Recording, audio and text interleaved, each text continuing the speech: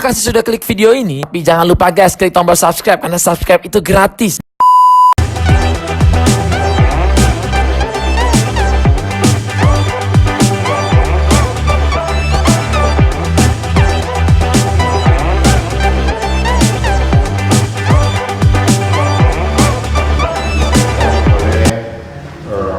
Kecamatan, kelurahan, dan kapolsek dan kami selaku penanggung jawab di wilayah kecamatan Panakukang.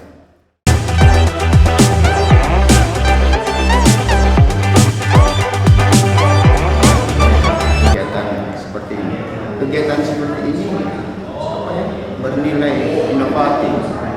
inovatif untuk bertujuan untuk mempersatukan setiap unsur baik dari kalangan pemuda, tokoh masyarakat, dan pemerintah itu sendiri.